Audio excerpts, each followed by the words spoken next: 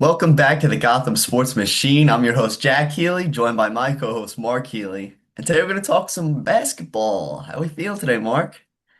Feeling pretty good. Obviously, very sad that our guy Mitch is elsewhere. Certainly did not expect him to go to the Celtics of all places, but it's one thing to talk about, losing a guy like that was so important, to the Knicks run to the championship. But now we need to focus on, what the Knicks are doing to get back there, and certainly the signing of Andre Drummond certainly helps the Knicks in a big way, don't you think? Yeah, I mean, it was a major need, and you didn't think you were going to get him. It was like not even a day or two before he signed, he came out with this whole spiel. I'm not taking a pay cut. Once I took a pay cut, no one valued me anymore. And then he takes another vet minimum deal with the Knicks, which is great. He was the best big man available. No one else really interests me at all. Like they really use bare bones out there. So the fact that you were able to get not only a viable big man, but arguably the best big man in a pretty weak class. I mean, a lot of these guys flew off the board early. Right. The agency was pretty wild very early on. A lot of guys signing, a lot of guys getting traded. And the Knicks didn't really have to go out and trade for anyone. Once you win, the cost becomes insane. Right. They're trying to go out and get backup big men, and teams are asking them for God knows what. Right. So the fact that they were able to get a talented, quality big man for $4 million, I mean, it's beautiful. And Andre Drummond, he doesn't fit exactly the role that Mitch played, Right. but he fits the role of a giant body that's going to be a beast on the boards, which is the Right. identity of what you need in that backup big man. Maybe you're getting a little less on the defensive end, but he's much better on the offensive end. So Right. I'll And take that and all and the day. rebounding is really, incredibly important, because when you lose a guy like Mitch who is so strong, he's not the rim protector that Mitch was, but Drummond is a guy that, and look, and not that you're going to take his past performance with Detroit as anything like we're not going to get that guy, but certainly in some ways he's an upgrade, over Mitch. He doesn't have a huge injury history, right? He's not a guy that gets banged up all the time. We certainly have seen him play well against the Knicks when he was with the Sixers. So definitely a guy that look, we when draft night came and went, and they did not draft a big man, which we thought that could be a possibility, and then they didn't trade for anybody right away because, as you said, the prices were ridiculous. And look, even if the Knicks hadn't won, the prices would be ridiculous. No one ever seems to give the Knicks, the Knicks have to kind of bamboozle you, like they did with, like they do with OG, or how they did with Cat. Um, and you got to trust Leon Rose. You got to just trust what he does. I mean, that's where I'm at. And, by resigning some of these key guys, Jack, I feel like Leon Rose is doing a great job so far this offseason. Yeah, I mean, no one's gonna argue. You can't argue with him, and he just won the finals. Right. So what I've liked, I mean, I've said it before, I would have liked more size in the backcourt to back up Brunson, but clearly Leon Rose just likes the guy. He likes Jose. He wants to run it back with Shamit, Deuce, and they gave money to Diawara. So maybe that's how they kind of address like the height on the bench, giving Diawara some more minutes, which I don't mind at all. I love Diawara. He's exactly the build for this NBA that you need. It's like a 6'8", 6'9" wing, can guard everybody, can score on anybody, and he's like 21. So he's got all the potential in the world. Got him on a very cheap deal. Same with Shamit. I mean, those were absolute steals Right, and everybody was saying that Making Shamet nothing. was going to get a bag somewhere else, that he wasn't going to stay. I mean, a lot of people were saying that there was no way he was going to turn down, what's probably going to be his last payday, and he stayed. So that just goes to show you the kind of mindset he has. The kind of mindset all these guys have. I love that they brought back Alvarado. Love, just absolutely love him. And Shamit was awesome. I mean, he was. And look, as far as Diawara, look, I've said it 1,000 times. When you can evaluate your own players, when you can truly evaluate your own players well and understand what those guys have and what their skill sets are, that is a weapon that a lot of teams don't have because a lot of teams don't evaluate their own players as well as Leon Rose has, and he has. Look at what he's done. Oh, not just the championship. Just look at what he's done over the last 3 or 4 years. Trading certain guys away, bringing certain guys back, understanding that RJ Barrett was a nice player, a good player, but he knew he needed a better player. That he knew the Knicks needed something else. Yeah, So I'd say something else. I mean, it was just a different the core of Barrett, Randall, and Brunson was never gonna work. He had three lefties running into the same spot every single play.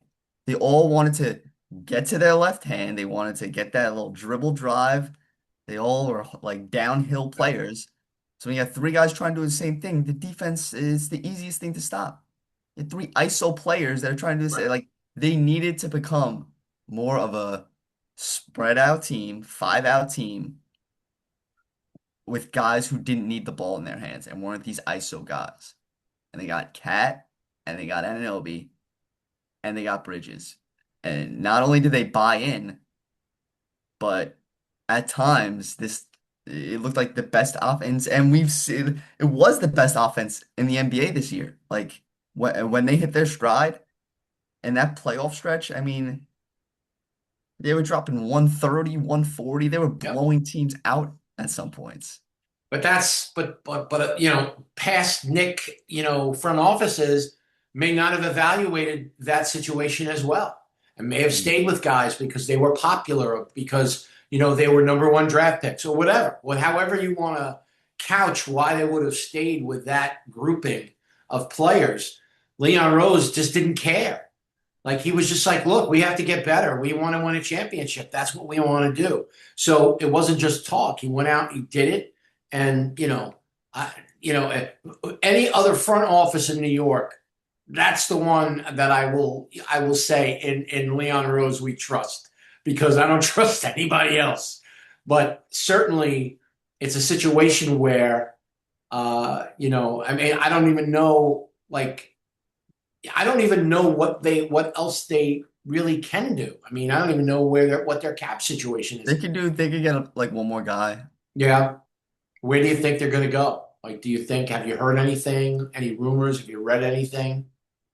I mean, DeRozan did just get waived for Yeah. the Kings, so I King, could see right? them maybe looking into that, which I would love. I've always been a huge DeRozan guy. But I mean that it's already a crowded bench, but a guy like DeRozan, you really have to do anything. If he's coming off your bench, especially, just throw him out there and you say you go get 15, 16 points, and he's gonna do it easily. Because So Clarkson's not back, right? Clarkson's a free that's it. agent. It's I honestly I think it'll be DeRozan or Clarkson.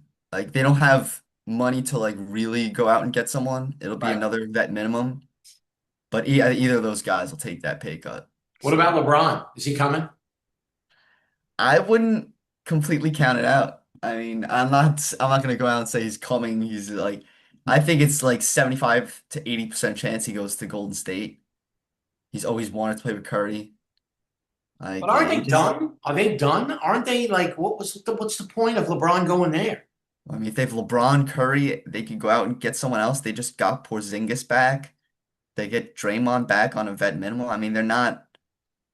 Yeah, but they're not. I mean, the West is so much better. Like, Curry won with a bunch of clowns. Not even what 3, 4 years ago. I know, but He's that's like a three, 4 years guy. ago. I mean, Curry's not a kid anymore either. I If mean, they look, stay healthy, if they stay healthy, anything can happen. if his goal is to go out a champion, right? Which he said that's what he wants to do. He wants to go He out would on, come to the Knicks.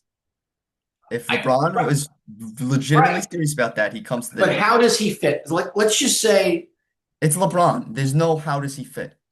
You put him on the court and he gives you 25, 8, and 7. He's done that for 20 straight years on no matter what team he's been on. There's no, oh, is he like, he's always been a pass first player. He's scored 40,000 points. I'm not really worried about if he's going to get a bucket. The only problem or like the weakness would be his defense. But you're surrounding him with one of the best defenses in basketball. Like you throw him on the floor with Hart, Bridges. Like now we don't have Robinson, so you can't surround him with a full defensive lineup. But but he's such a diva. Like, he isn't he going to come in and mess up the psyche of the team? Like, yeah, he's he's going to gonna be mess like, with. He's I gonna want come in and mess this. with Brunson. I don't Good luck know. with that. It The hasn't stopped him in other spots. He's a That coach stopped him killer. from He's winning a he's championship, and already it was got fuck Mike Brown fired once every before. every single place he's been to, he won a championship. Other than that first run in Cleveland. Do we really count the Lakers bubble championship, Joe? Do we really count that? Does that count? And championship's a championship. They got the ring ceremony there. They got the banner. Look, if you could tell me, if you can convince me that he would come here and just be a guy, just go out there He's and do his he's thing, I would say do it. But I don't think he's ever going to be that guy. I think he's a big baby. So I don't know. We'll see. Is he going to force the Knicks to bring Bronny? well, you and everybody else takes way too much into account the off the field stuff when somebody is that good. It really does not matter at Okay. all how much he's yip yapping in the media. If he came here, he'd be basically like a sixth day, like he'd basically be taking Josh Hart's spot, but not taking Josh Hart's spot. Like they would kind of play the same minutes, but one of them would start, one of them wouldn't. And you're telling me we would have that like extra guy to this core we already won the championship with? The best player ever in this generation and in a lot of other people's eyes. He's not going to just slot in to Look, this ridiculous, like,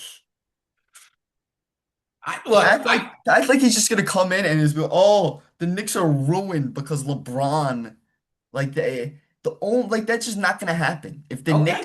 If he came and we were bad, it's because of injuries, it's not going to be just one If guy. look, I'll be honest, Jack. If you think LeBron would help the Knicks, which you're saying he will, I if he mean, it's comes, ridiculous to think he wouldn't. It is well, ridiculous to think that. look, I worry about that stuff.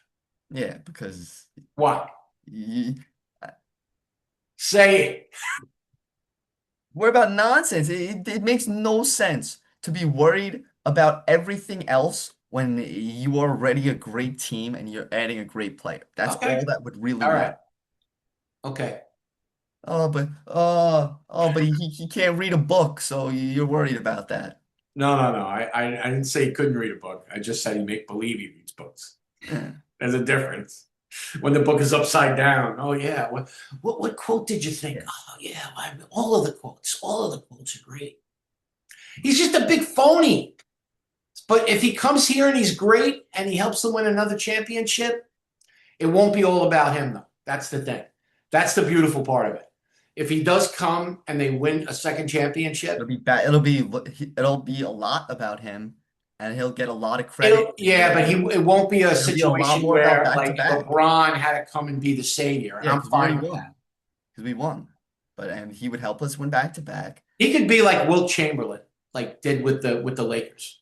The fact that he had this amazing career. He went to the Lakers and helped them win a championship. But the And be in impact would be two different. finals. He people I think people understand that if he wins in New York, like right now, it's pretty 50-50 on who thinks is like the real GOAT, MJ or LeBron. It's pretty, you ask anyone, you don't know what answer you're gonna get. If LeBron won in New York, it would be like 80 to 20. Like, because you're gonna convince all these New York, like there are already so many fake New York fans. Oh, And that's then there are real New York fans that'll still be like, oh, LeBron won here at 42, 41 years old. Like, that would convince a lot of people. And to me, it never made sense why in one of these, I mean, if he could have came to New York in the first place instead of going to Miami. But he wanted to get all his boys and go to Miami, and him and Dolan, like that's what confuses me. His whole thing was that he didn't want to play for Dolan. So what changed? well. Look, again, if that's the case, look, if I'm LeBron James, I'd rather play in New York than Golden State. I don't think Golden State. I think their window is closed with Curry. I do. I mean, unless like Giannis went there, obviously he's not. But what other great player is going to go to Golden State to change the They conversation? don't need a great player. They didn't have he what Curry was I think it was 2023. So like 3 years ago, he won the finals with Andrew Wiggins, Jordan Poole, Draymond Green, a bunch of clowns. And he carried them on his back. So to act like this is already a better roster, to act like Porzingis can't have a resurgence, LeBron would be LeBron, and you got other young pieces in that lineup. And you could also go out and they could go out and make another move. They were rumored to go out and maybe get Anthony Davis, even though he's in Washington. It's a weird situation. Who knows if he wants to stay there? So to act like the Warriors couldn't make another move or two, and they still have Jimmy Butler too. You don't know what's going on with Jimmy Butler. So like Curry, Jimmy Butler, potentially LeBron, Porzingis in that Eh, Warriors system with the Hall of Fame coach. whatever. If you say so, Jack. I always defer to you when it What comes do to the you NBA. know? I'm gonna let you convince me otherwise. I Not know. gonna happen. I know. I'm just saying. I'm allowed to have an opinion. Yeah, Shut up. So anyway, now you look at the rest of these moves, right? A lot of these other moves are going to impact the Knicks. Um, a lot of people are talking about, obviously the Sixers getting Jaylen Brown. The Celtics moving on from Jaylen Brown. There's a lot of conversation about what the Celtics are doing. Are they out of their minds? What did they get back? That type of thing. Obviously, and look, in my opinion, obviously, I think the Sixers got the better of this deal. But what do you think? Where do you think the power structure now is? I mean, have the Sixers, leveled up, like got closer to the Knicks? How do you think this deal is going to work out as far as the Eastern Conference and the division for the Knicks? the Sixers definitely got better. I don't know what the Celtics were thinking with that. I mean, clearly they're thinking they want to like it was like a move for the future, but like why? You signed Jaylen Brown before you signed Jason Tatum. Jaylen Brown was their first big extension. They signed him to $400 million before they signed their best player, Jason Tatum.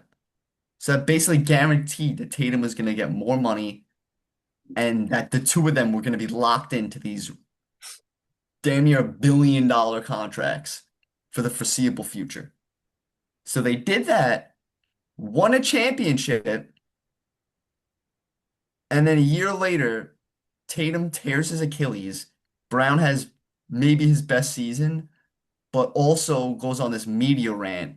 It was, and it wasn't even like people are acting like he's like Brandon Ayuk right now, who's completely losing his mind, rambling with nonsense.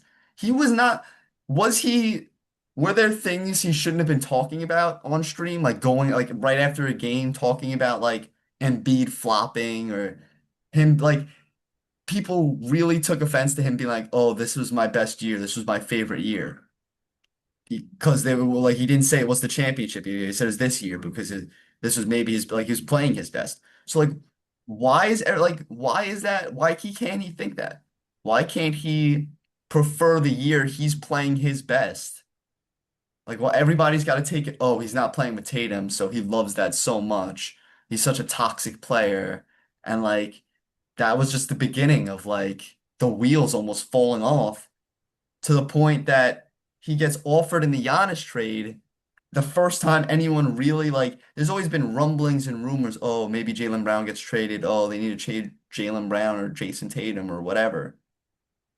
Didn't really, it wasn't real. It was all like a fake and facade basically until he got offered for Giannis. And then almost everything just got blown out of proportion. Every team's calling them up, offering. And not only did they trade him basically right away, but they take a package for, I think, a worse player. I mean, he is. Paul George is, this isn't 2018. No, This isn't like, he's good. He's a really good player. He had a good year last year, but he's been injury prone. He's just not the same player he was 4 or 5 years ago. And Jaylen Brown's coming off his best season. And you're not getting a discount. Paul George is making just as much money, if not more. Yeah, you can get out of the contract after not this year, but next year, depending on what he does with the option. But you got a worse player. You got some draft picks, but now you just completely threw your core for a loop. Your best player is like, from all we know, he likes Brown, and Brown is like his best friend. So you traded his guy. Celtic land is like, what is going on here? right, right, The team looks worse. You brought in Mitch and Paul George, good players. These guys don't play. Mitch Robinson couldn't play a back-to-back last year. nope, These guys have probably missed like 150 games combined in the past 3, 4 years. Mitch Robinson has played 60 games like twice in his career. So for me to be like all scared about a team that might not even, we might go to the playoffs and they're still playing without those two players and without Brown now, who is carrying them in the playoffs, even though they blew a 3-1 lead. right, Like Tatum was clearly not in condition. And he came back towards the end of last year. No one even thought he was going to come back. Still, he's coming off a torn Achilles. Who knows if he can ever fully become the MVP top five player Jason Tatum again? I mean, I'm not like he looked good enough that like I'm not like concerned about it, but that completely not you got the Giannis move to the East, the Jaylen Brown move, everything is like Windhurst said it. The Knicks are breaking teams apart. And it's like some of these teams are going to complete scramble, like, oh, we need to make a big move mode right, because it's like almost every team's like, oh, why not us? The Knicks won, why can't we win? But the Knicks actually built a legitimate championship core. They didn't just make a bunch of random moves and like, oh, we need to win now. right. Their big win now move was firing a coach. Getting Mike Brown. I mean, that was really the difference. You know, um, before we wrap things up, I wanted to get to some Mets stuff, but we could do that next week as we get closer to the trade deadline. But this is something that you can clarify for me. Uh, and obviously, these deals are not in the same sentence as the other deals that we talked about. But two guys, one guy that I liked when he came into the league, and now he's a horror show, and a guy that you've always liked in LaMelo Ball. So who benefits more? The Timberwolves with LaMelo Ball, or the Trailblazers with John Morant? Well, you don't know what you're gonna get out of Ja. I mean, he's been very banged up the Yep. past few years. We really haven't seen he was like damn near top 10 point guard. Yeah. He was damn near top 5 point guard at times. So It's weird. Like I don't really know what he's gonna look like with that Blazers team. They looked pretty good this year. They got some good young talent, but I got more faith that like a healthy LaMelo on the Timberwolves is like actually a good. They gave up a lot to get him. They traded like in total for that they traded away Randall and then they traded for him. There's Right. still a lot of pieces moving around, but I like LaMelo. I still think he's I a know really you do. good player. I know you do. I like the fit next to Ant. I mean, that makes him a very, very hard backcourt to guard. You have two guys over 6'5" that can shoot, that can defend, that can Mhm. dribble.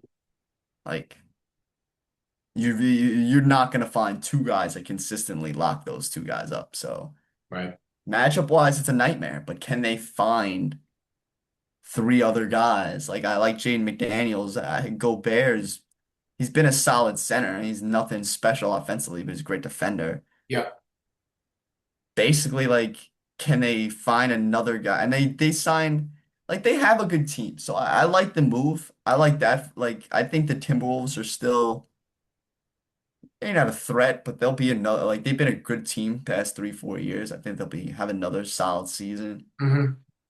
just their front office is a mess like Yes. you go back to since they've drafted Ant and drafted Cat. Like they really never surrounded that either of them. Like they've had some really good teams, but the second they got that team that went to the Western Conference Finals, they traded Cat. They traded him for Randall. It makes no sense. They traded 5 first round picks to get Gobert, which is was insane at the time. Right. But then you made the Western Conference Finals after you did that, and the double big lineup worked. They beat Joker. They beat MVP Joker. So you proved your little experiment worked, and then you go and trade Towns for one of the worst playoff performers ever in Julius Randle. Yep. And then you trade Randle not even 2 years later for nothing. They traded him to move down in the draft. Well, look, I was just curious because I would love to see John Morant get back to where he was when he was, coming into the league.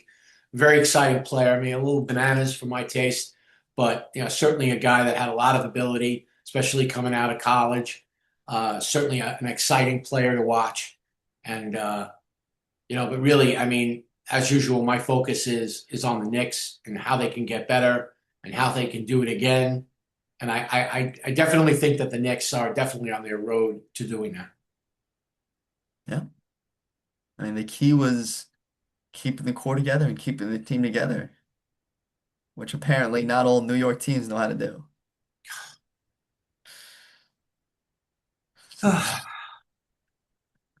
Run I prevention. mean, Don't forget run prevention. like it just having this Knicks season just really makes you put into perspective how much of a nut house and like just horror show the Mets are. Yeah, misery, as you say, as you would put it, misery. Like you can't even like Dolan was never as much as people love to piss on Dolan and love to be like, oh, the Knicks are terrible because of him. No one wants to play for us because of him.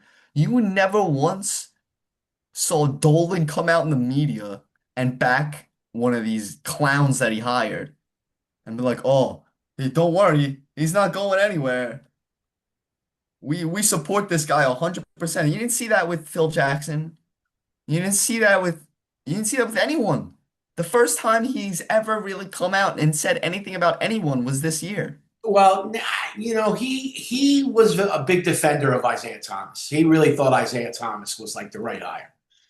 He really kind of doubled down for Isaiah Thomas about a lot, For which how was long how long was Isaiah Thomas here? I feel like he was in and out. now he was here for like 3 or 4 years. The only reason he wasn't in here as long is because of the whole MSG. There was a sexual harassment scandal that he got caught up in, and I think that's the only reason why Isaiah Thomas didn't last longer because I think he would have. Because I think Jim Dolan has made the mistake like other owners have made is they pick a guy that they think is like a genius just because they like them. And Isaiah Thomas had never really accomplished anything as an executive. Nothing that would justify the way that he was brought into the Knicks. And so, and his whole cluelessness about New York and understanding what Knick fans expected and wanted. The Knicks made the playoffs in one of the years that I think they only made the playoffs one year for Isaiah Thomas. And he addressed the crowd, MSG, in the first round. He was like, "Oh, welcome to the playoffs, New York." Like, really? Like, come on. Thanks a lot. Appreciate it.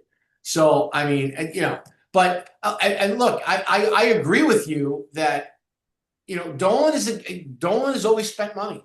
Dolan has always tried to make it just because he hasn't, he wasn't successful, but he said it all at the parade. He said, "I'm sorry," or after the game, "I'm sorry this took so long." That's all we want to hear from the owner. We don't want to hear anything else from the owner. Yeah, Sign the checks and get out of the way.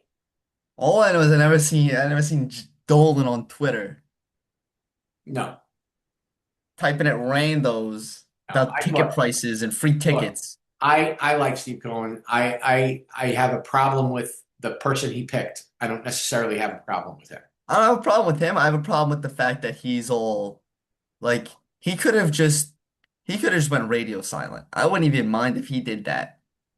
But Well, it's hard to do when he has everyone in the media is like demanding that you speak, and the fans are demanding that he speaks. The Mets season ticket holders. Oh, where is Steve Cohen? like I Where is feel like Steve it was Cohen? like that with Dolan for a while, but people were like, Right. "Where is this guy?" And he was nowhere to be found. It's like Because he doesn't care. And Leon Rose doesn't talk to the media either. it's like he felt the need to not only address them, but to double and triple down that Stearns is not only his guy, he's not going anywhere, and he's like he supports everything that he's been doing. Well, look, I look at it that what he says publicly and what's being done behind the scenes. I think that Steve Cohen, I think it's the same thing. I think him and Stearns have dinner, and he's like this. I don't think there's ever been any like, oh, like you think that was a good move? You think that was a good idea? Like I don't think he's like ever like busted his chops or even like questioned anything he's done. Like I I think think he he is just now. I think he is now behind the scenes. I think he's saying, "Guy, you made a mess here. You got to clean it up. Let's go." I don't know. I do think that. I do. I We'll think see. you're at And the look, we're going go to find out. David. You got We're it, going to find David. out. We're going to find out. We're going to find out what he does at the deadline. We're going to find out, based on the manager that he hires. I really think Steve Cohen is going to be involved in the manager. I think he's gonna. We'll see. It seems to me like he's just gonna be a yes man, yes, yes, yes, all the way out the door until this team is just so horrifically terrible that he has to fire him. And then it's just like, he really didn't get what we needed to be done, and just like all a bunch of soft nonsense garbage that I can do nothing with. It's hard to argue with. It's hard to Like, argue. it should be a legitimate crime. This guy should be tried. Look, he's been terrible. There's no question about it. There's no question about it. The team is the worst team I've seen since the 2002 team. Where they, and again, you can't look at bad years and just be like, "Oh, the Mets lost 120 games in 1962. This team is as bad as that team." It's worse. That It's team in different. It's 1962 different. was built by the third level garbage from other teams. That's the way the expansion Like, this draft team is worked back then. supposed to be good. This team has the highest payroll in baseball, second highest or highest, whatever. Well, I mean, the Not Dodgers like have it the matters. highest, but you know, they have the deferrals. But I mean, you were And look at the expected. difference. It's a big difference. You see the Marlins just had like their best like June ever. They're 11 games behind the Marlins. The Marlins Forget have been about the selling for playoffs. 10 years. Disgusting. It's you can't, but again, I mean, we're still going to root for them. They're still our team, but you know, doesn't look good. They won a game against the Braves. They almost blew it, but they won. Throw the parade. Well, you got 6 games to go before the All-Star break. So, it's just gonna be interesting to me. Like it's gonna be interesting to me what they do, the decisions they make at the deadline. Oh, I'll give you this before we go. It's the last one. Uh,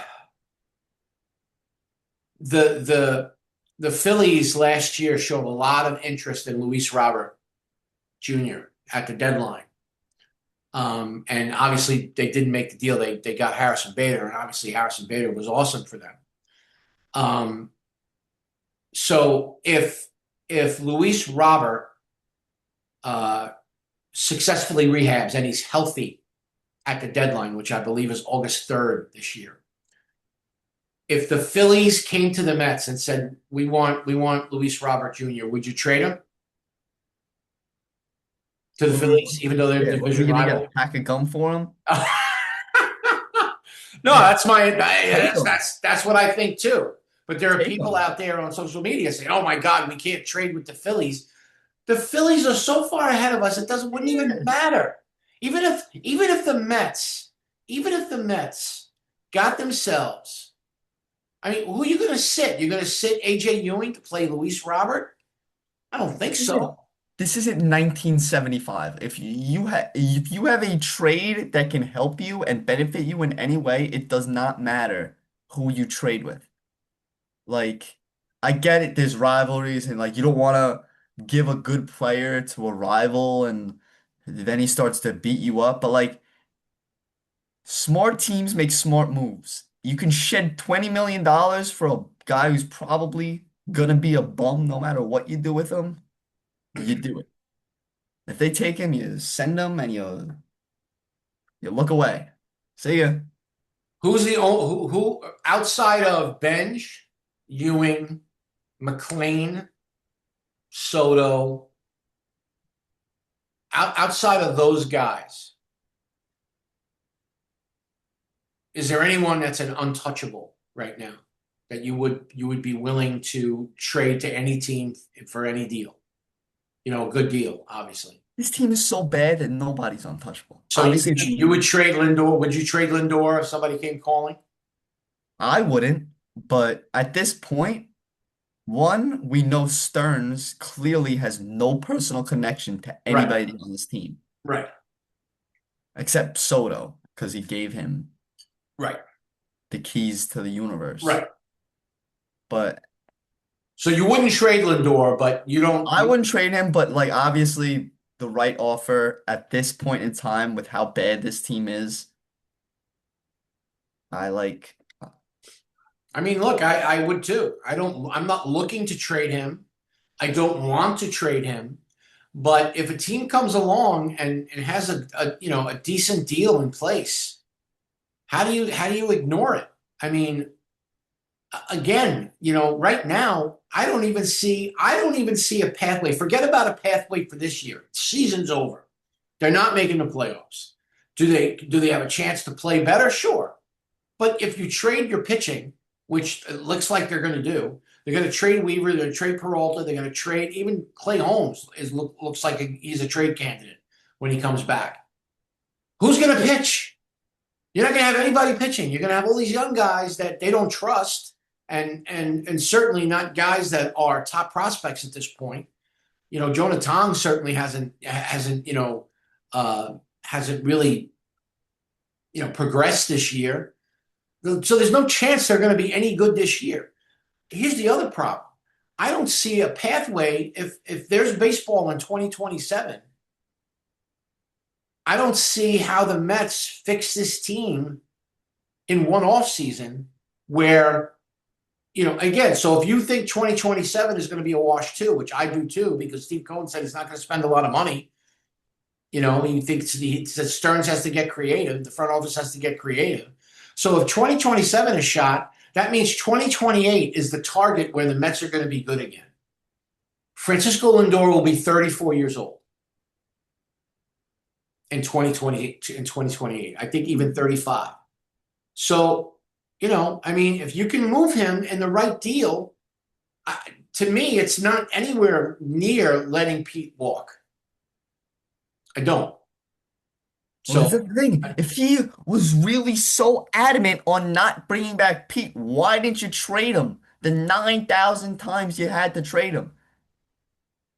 I look, I don't get it, man. The I don't only get guy he it. traded was McNeil, who they had to pay to trade. I know. And then you traded Nimmo for a trash can. I know. Like every time you put the I moves know. into perspective and you put everything that has happened to this team in the past 2, 3 years into perspective, it just gets worse and worse and worse. It does. It does. Because like yeah, now like Lindor, like even just like the thought of trading him is disgusting.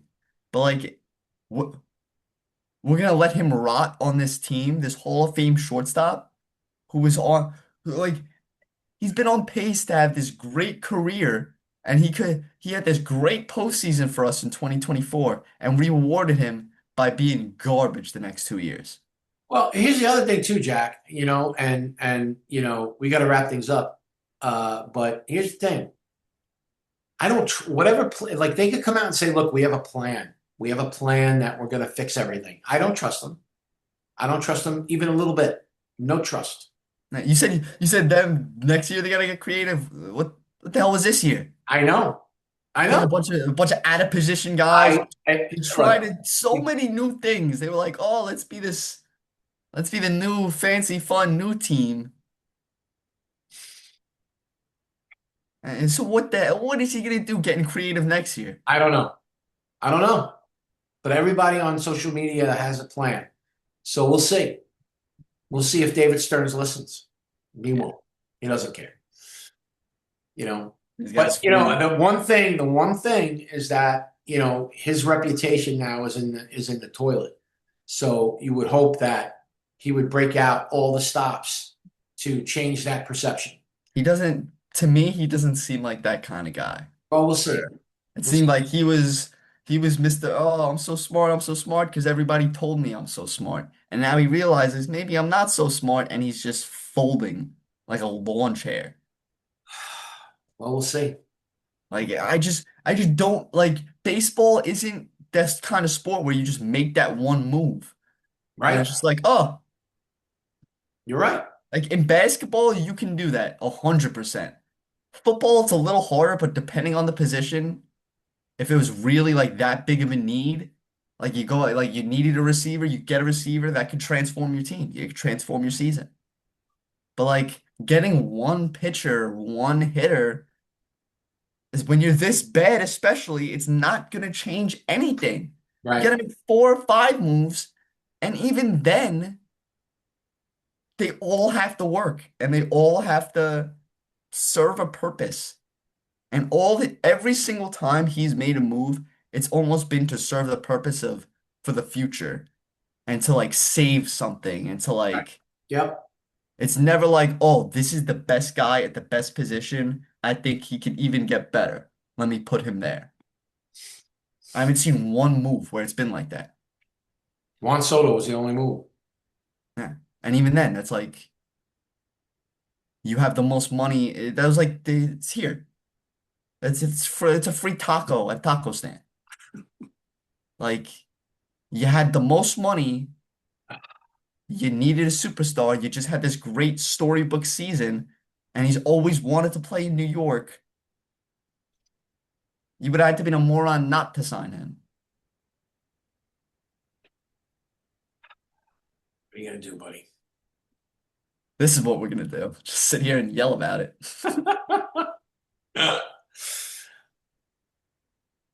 Well, this has been another great episode of the Gotham Sports Machine. I'll see you guys next week. You follow us on TikTok, YouTube, Spotify, wherever you want to watch us. We'll be there. See you, everybody. I'll see you later, pal.